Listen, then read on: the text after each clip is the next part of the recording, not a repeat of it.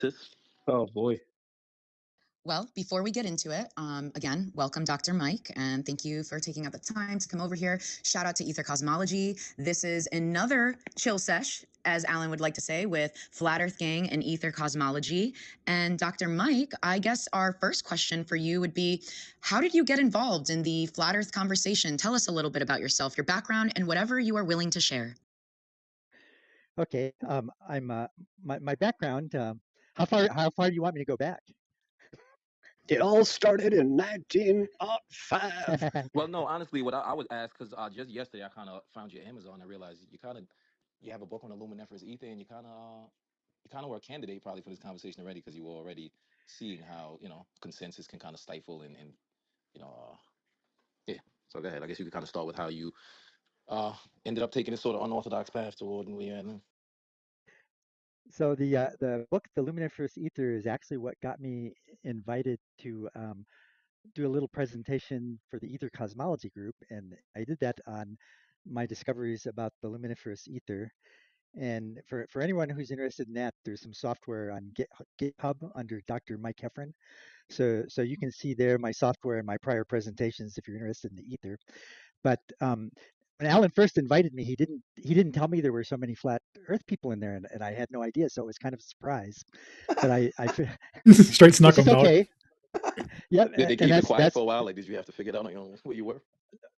I think I started getting little hints, and then suddenly it dawned on me, oh, this seems to be mostly people who believe in a flat Earth, and I listened to debates between flat earthers and globe earthers to come up to speed on what it was all about. And I asked Alan if I could give a second presentation on the null hypothesis. Um, and uh, that one I actually tailored, so I gave more evidence that the ether fits into either paradigm just fine. Um, and I did that by explaining ellipsoids and how an oblate ellipsoid can, crunch down to flat, and it's still all the math still works. Um, and as I listened to more and more debates, I eventually realized a major point of contention was the theodolite measurements, and it was actually Taylor who inspired me to explore that more thoroughly.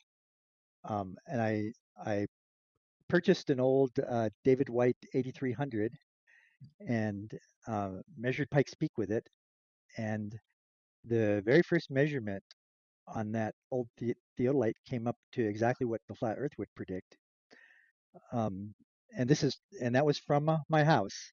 Um, uh, and that's when I began to realize the big problem is refraction. And what I was hearing in the debates is refraction numbers are all over the place. Uh, people argue about whether terrestrial or celestial refraction applies. And I started exploring the numbers, and that's when I began thinking um, about a way to eliminate refraction as a problem. And there's other problems that I'll probably talk about some other time. But um, what I realized is the best way to eliminate refraction as an issue is watch my local Pikes Peak occlude stars and see what angle is occluding them in.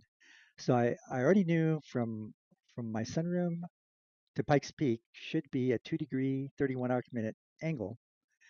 And so I watched a few stars being occluded by Pikes Peak, and um, I personally used Stellarium to verify the elevation of the stars, but any astronomy tool will work. And there's a pretty significant difference between what flat Earth and globe Earth predicts as what the elevation angle should be. Um, and that was actually pivotal in me purchasing an old David White 8300 because I didn't need that grade of accuracy. Five, there's at least a 15 arc minute difference between the flat Earth and the globe Earth prediction, depending on who you ask. But that old theodolite was more than adequate to detect that difference. But um, I realized that because refraction is the big issue, it doesn't matter what theodolite you're using, refraction is always going to be the issue. And by letting the mountain peak occlude the star, I know at that point it didn't matter where the star appeared to be. All that mattered was that it was gone, and I had the exact time when it disappeared. So after a few experiments, I got pretty good at being able to spot it, figure out where the star was, get the elevation out of stellarium, and then I set about trying to record the experiment. And I presented at Globebusters episode 13.6 my very first good capture of a star being occluded by Pikes Peak, and that turned out to be 39 Aquarii, and that occurred on January 31st at 6:27 p.m. and 25 seconds. And I believe the angle for that particular star in stellarium was 133.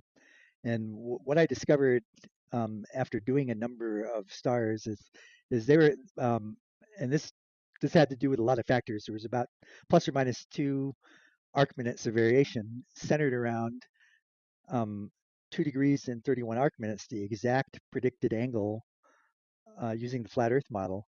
So it was clearly not a globe Earth angle I was measuring, it was a flat Earth angle. And then I went on to next do Blodgett Peak, and the flat Earth prediction for Blodgett Peak is 1 degree, 16 arc minutes, and my measurements came out to be 1 degree, 17 arc minutes plus or minus 1. So for both of those peaks, and they were probably 5 days apart. I had a lot of cloudy days in between, so I had to wait for clear enough weather to be able to capture stars being occluded by the peak. But when the second peak came out with the flat Earth angle and not the globe Earth angle, that removed all doubt that the experiment was successful. And I explained this in Globebusters 1316. I forgot to mention it here. I started out with a globe Earth hypothesis. My hypothesis was Earth is a globe, and so the null hypothesis, Earth is not a globe. And so the goal for a null hypothesis is you want to disprove it, and that's because you can't prove a hypothesis. Often there's too many assumptions. It may involve hunches, but it's pretty easy to disprove a null hypothesis. So the goal is disprove the null hypothesis, and if the null hypothesis is wrong, that means the hypothesis is probably not wrong. And scientists generally consider it too strong a statement to say the hypothesis is correct, because so many things are debatable, but it's not debatable when you disprove a null hypothesis. So none of my measurements were able to disprove the null hypothesis that the Earth is not a globe. So what my professors would have told me, actually my professors did tell me this. They said when you pick your hypothesis, you pick your null hypothesis. If you find out your hypothesis was wrong, you just interchange your hypothesis with your null hypothesis. So in this case, we can now exchange them, and we can say the hypothesis is the Earth is flat. So the null hypothesis would be the Earth is not flat, and the measurements refute that null hypothesis, which means the Earth to probably somewhere between 2 and 3 sigma level of confidence, the Earth is flat.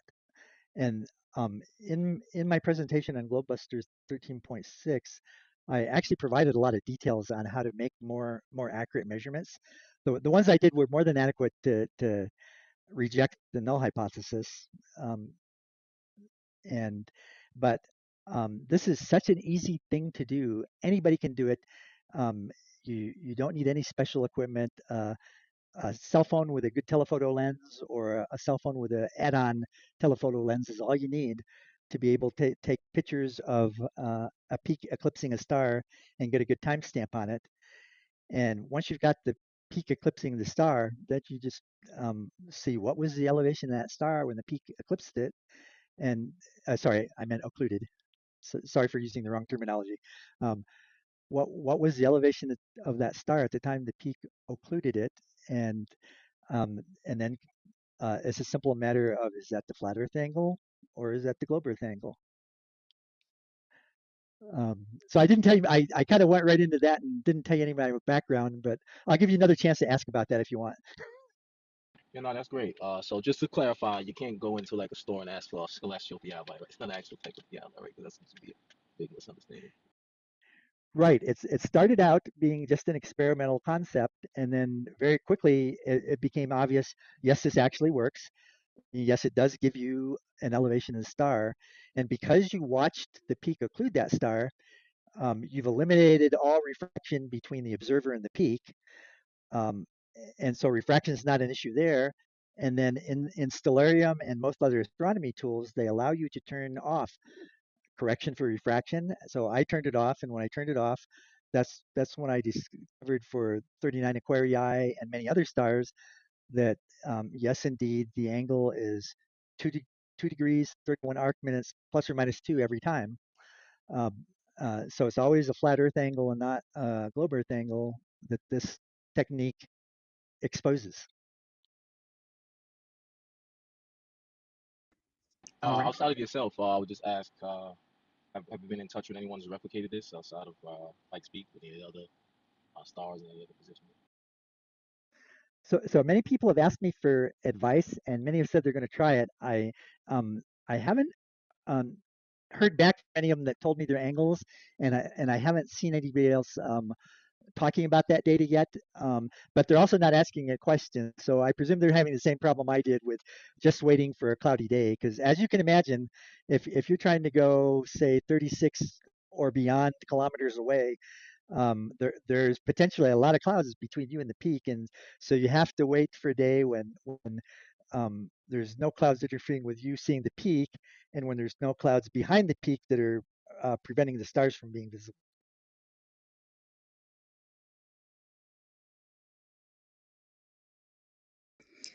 Excellent. And before we move on, because technology does some funky, wonky things and timing, and as humans, we're all imperfect. However, that is why we're all beautiful and we're all here. Mark has stopped by. Mark Sargent. He just wanted to give a quick hello because I know he has to dip out to do an interview. So, Mark, if you just wanted to quickly say hi, and people, if you just want to say hi, and then yes, everyone, we will get to the debate and the questions. I promise. Mark, it's a big mic. It's a big mic button that you have to like hit in order to be able to speak. It's on the right bottom hand side, Mark. How about now? We got Perfect. Oh, thank God. Hi, I'm Mark. so sorry, guys. I just, I would have been in here earlier, but I did not realize the club deck required the phone to get the app first. And so I was like, okay, so then I get the phone. The phone's like, I'm not taking your code. And so I had to bounce back. Finally, I just had to reboot the phone, and then it took it. So this entire time, I've been just hammering on the phone. So sorry. Apologies. What interview are you doing? I am doing. Oh, it's nothing. It's nothing big. I'm doing Tim Banal, Banal of America, who I've done a couple times before. We met at the Dallas conference a few years back, and so we're catching up on all the what's happening. I met you at Flattoberfest 2022. That's where I met you. Nice, very very cool. I only missed one of the Flattoberfests. But yeah, the one out in the Carolinas. So you missed the hurricane version? Well, yeah, a lot of people did. Yeah, I didn't go either, and I was like, oh, thank God. Anyway, so it's my first time at Clubhouse. Lisbeth invited me, and so thank you guys for letting me come into your home and see everything. And this is cool. I've never used Clubhouse before. A lot of fun. Welcome, man. Definitely shout out for big up to you for gracing the stage. You're definitely a flat Earth OG in the YouTube sphere early on in this new sort of flat Earth renaissance, I guess. A lot of you're one of those names that pops up when people talk about most of the first things to see. Flat Earth cruise is a big one. So, And I put it in the description box and my phone number and my home address of every single video I make because that's the smart thing to do. I'm saying that sarcastically. Measurement equipment technician, and I actually calibrated. pink ticket attached. I don't know, maybe on Club Deck is not Fantastic. I'd love to come in, and I'm sure Lisbeth will remind me when you guys do stuff. No. And I noticed that they like to argue semantics. They like to try to probe the person they were debating to find their weaknesses, and then they like to hammer on those weaknesses and try to get them talking about areas that they weren't as proficient in. But what I noticed they weren't ever doing is they weren't defending their own hypothesis. They were trying to shoot holes in the flat Earth hypothesis. So my first step was, well, I'm gonna defend their hypothesis for them. The Earth is a globe, so the null hypothesis is the Earth is flat. And that's when I began exploring various things about how do I go about refuting this hypothesis that the Earth is not a globe. And then and the answer is pretty obvious. If you want to refute it, you assume that the Earth is flat, and then just show that that's wrong. So that's what I set out to do. We'll assume the Earth is flat. If the Earth is flat, um, uh, let's measure something far enough away that we can tell whether the Earth is flat or not. So immediately, and I apologize because I never went over my background, and I should probably go over my background, and that'll help you understand why my mind went the way it did. But I'm a product of the space race in the 1960s, and I started my freshman year of college in 1968, and I had a part-time job at Motorola at the time, and they were building the transmitters for the Apollo moon landings. And that kind of got me involved in space technology. And I made the mistake, I was going to a trimester college, and I made the mistake of taking the third trimester off, and I immediately got drafted into the Vietnam War. So I joined the Air Force, um, and in the Air Force, my job was precision measurement equipment technician, and I actually calibrated theodolites, among other things. Theodolites, oscilloscopes, gauge blocks, all kinds of electrical and mechanical equipment. Um, and my job was to make those devices traceable to what was at the time called the National Bureau of Standards. And they've since renamed themselves to the National Institute of Standards and Technology. But anyway, that got me involved in electrical and mechanical uh, um, precision measurement equipment. Uh, After the Vietnam War ended, I left the Air Force. I went back to work for Motorola because they gave me back all my seniority for the time I was gone. They did that for Vietnam vets, and I worked in their satellite Earth terminal um, division and several other satellite related um, technology divisions there. Um, and at that time, I was in school. I had resumed school under the GI Bill to become an electrical engineer.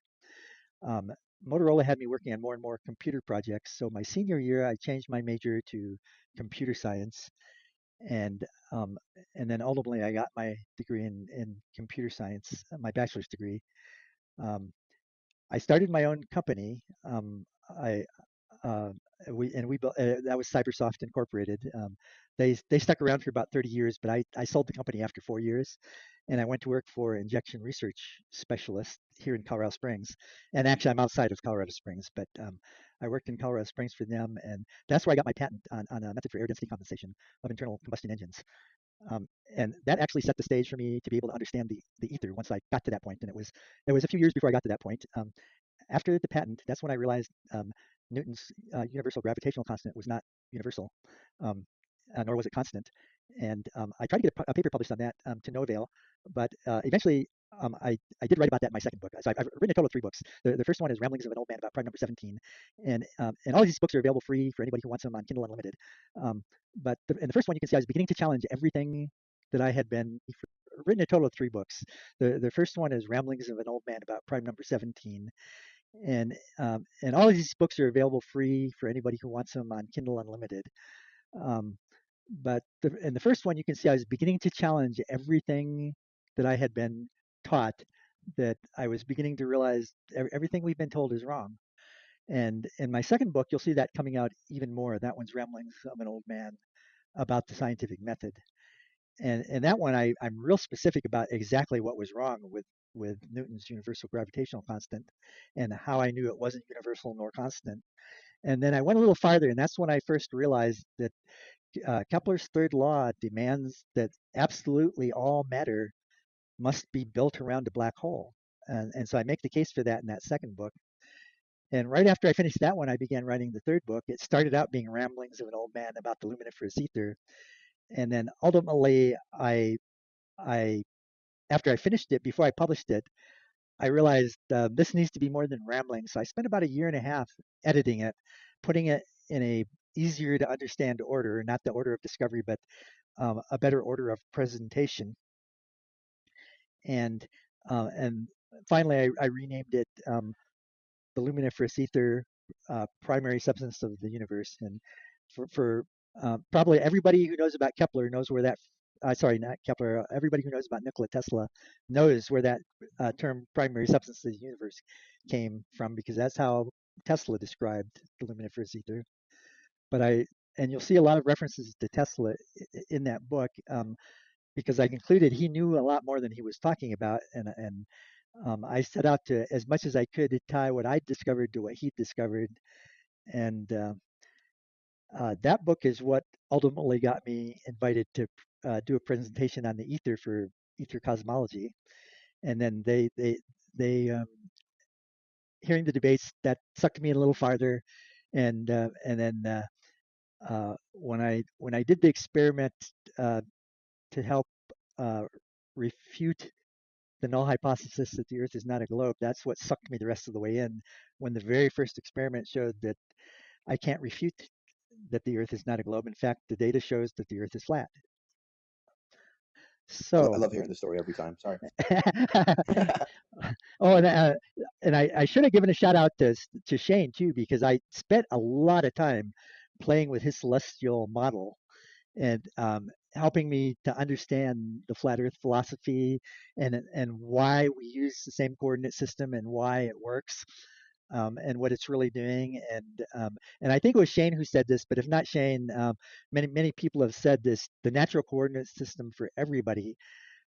Because from our earliest childhood, we've all noticed the stars and their peculiar behavior and their cycles, and so that was kind of a natural way to lay out a flat Earth or a globe Earth.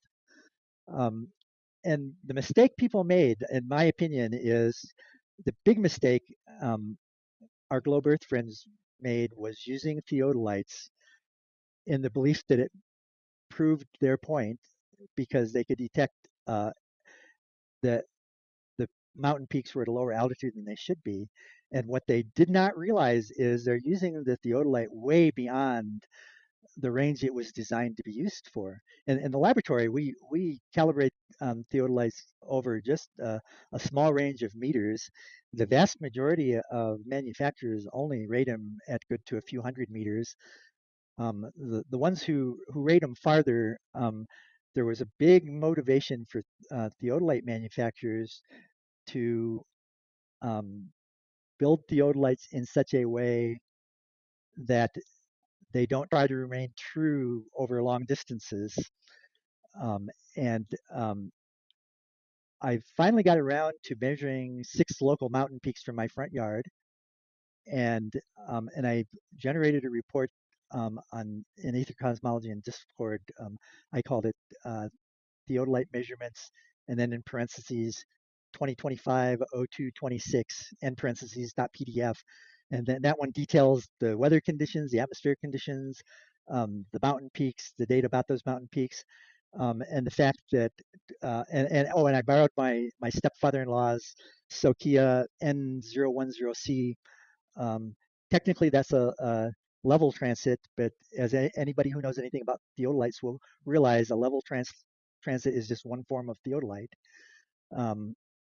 And it has special properties that most theodolites don't have, specifically the ability to maintain its accuracy over a 360-degree horizontal range, which most theodolites are unable to do that.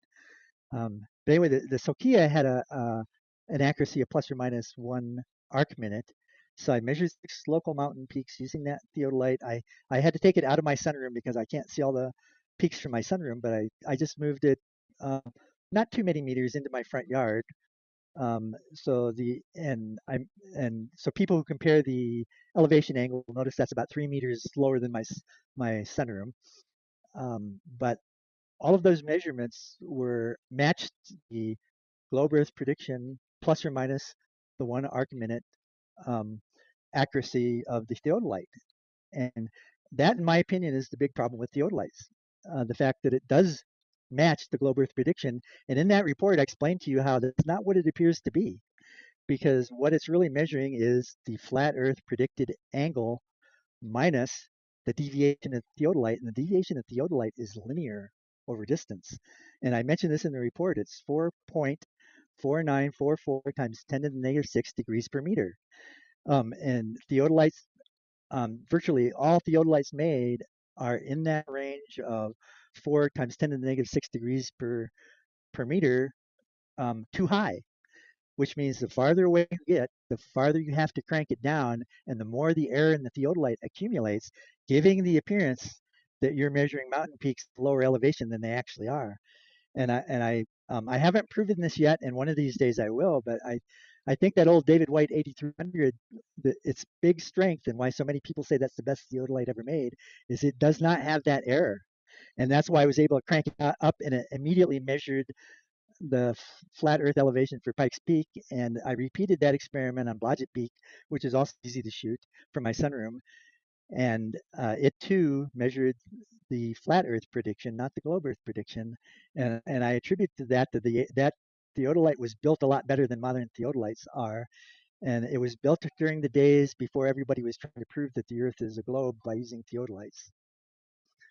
So anyway, that was probably a long, way too detailed explanation of what got me into all this. But realizing that theodolites are being used way beyond the range they were designed to use, and then even if it was perfect, like that old David White, there's still going to be an argument about refraction, and that's what motivated me to follow Taylor's example.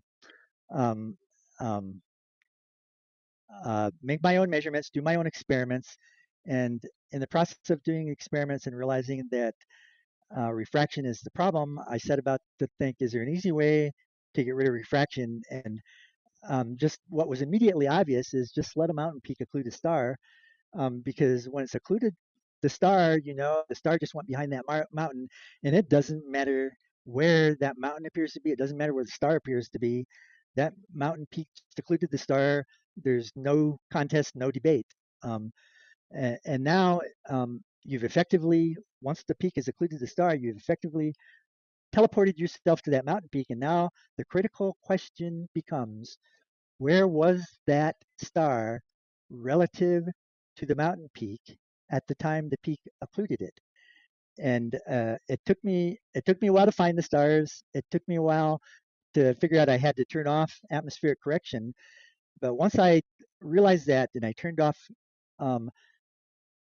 the atmospheric correction, which is really the celestial refraction correction, imagine my surprise when I discovered that the star was at 2 degrees 31 minutes, the exact elevation predicted by flat Earth. So it wasn't the globe Earth prediction. And I usually think of things from multiple different directions, and I actually advocate this in my book, The Luminiferous Ether. View things from the top down, the bottom up, the inside out, the outside in, and just take a leap completely out of the box sometimes and consider things you haven't thought about. And so I try to always do that. And in that process, I realized, okay, this could be a coincidence. Could be a 1 in a million fluke that it just happened to be the flat Earth angle. So I need to measure another peak. And Blodgett Peak was the second easiest peak to measure from my house. So I picked that one. And that's when I discovered it too occluded that star at an exact match for the flat Earth predicted elevation, which was way off from what the globe Earth would predict. So I was rambling so much, I tend to ramble. And did I answer the question somewhere in there? Yeah, that was great. You were asked about your background, how you got into this community. That was wonderful. You didn't ramble. You're being too kind. All right, from the top, start over. All right, Yeah, that was cool. Good context. I mean, it's my first time hearing the story. Liz did tell me she loved the story when she heard it, and it was a good story. Definitely set some good context and all you got here. John is in here. John kind of put together a Google Doc, and I think he had a Be compared with the just happened to be the flat Earth angle. So I need to measure another peak. And Blodgett Peak was the second. but I think you'll see of it, which gives you the confirmation angle. And from that, you can logically deduce that the angle in which you observed it getting occluded from, following the same trigonometric function, would indicate that that is the elevation angle. So it shows the corresponding flat Earth prediction for the true physical peak of that mountain to block that star. Otherwise, the timing would be different because the star would have to get lower in the horizon to be occluded. So there would be about 15 to 18 second difference in the timing prediction because it's going to be was like 15 arc seconds off or something like that. So anyway, they make mutually exclusive predictions there, and that's what he was talking about. How you falsify the null hypothesis, or you fail to falsify the null hypothesis rather, and your hypothesis can't be true. So it's pretty straightforward. Okay. So I put a link to the PDF that everybody should maybe open up if they can as I talk. I wanted to start off just by saying that I really think this is a great thing. I mean, I really do. Like the idea of using occlusions this way is a really good idea, and I want to see a lot more people doing that.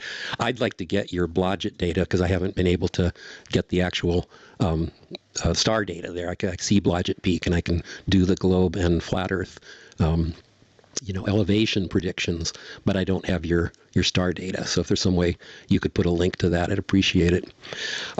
So, I mean, the presentation is pretty simple. If I do, you can see on my PDF on the last page, I show the diagrams that are pretty simple for calculating, and I get the same values you do for the geometric angle to the peak. I think within, certainly within any kind of uncertainty, I get the same angles.